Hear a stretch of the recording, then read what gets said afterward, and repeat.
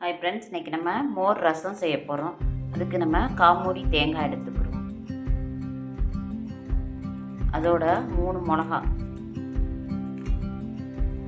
கொஞ்சம் கருவேப்பிலை, ஒரு 4 பீஸ் கருவேப்பிலை, சீரகம் கொஞ்சம்,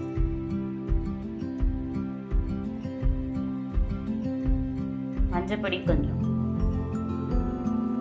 இதுக்கு தேவையான அளவு உப்பு,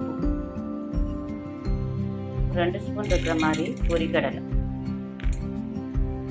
நம்ம இதை அரைச்சிக்கிடுவோம். இதில் ஒரு அரைச்சிட்டு அப்புறம் அதில் நம்ம தயிர் 2 கரண்டி ஊற்றிக்கிறோம். கொஞ்சம் லேஸ் புளிப்பாக இருக்க தயிராக ஊற்றணும். ரொம்ப புளிப்பாக இருக்க தயிரும் ஊற்றக்கூடாது, ரொம்ப புளிப்பே இல்லாத தயிராகவும் ஊற்றக்கூடாது. லேஸ் புளிப்பாக இருக்க தயிர் ஊற்றினா அது டேஸ்ட்டாக இருக்கும். 2 கரண்டி தயிர் ஊற்றிக்கிறோம். இந்த கரண்டியில் இந்த அளவுக்கு அரைச்சிக்கிறணும். ரொம்ப நைஸாக இருக்கக்கூடாது, கொஞ்சம் இதாக எடுத்துக்கிறோம். இந்த மாதிரி இருக்கணும்.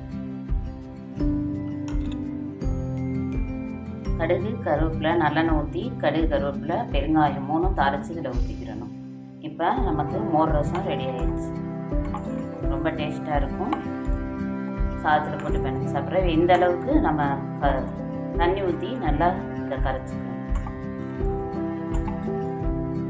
மோர் ரசம் சீக்கிரம் வேகமாக ரெடி ஆகிடுச்சு. டேஸ்ட்டாகவும் இருக்கும் சாதத்தில் கலந்து சாப்பிட்றப்ப. செஞ்சு பாருங்கள் ஃப்ரெண்ட்ஸ். ஓகே, பாய்.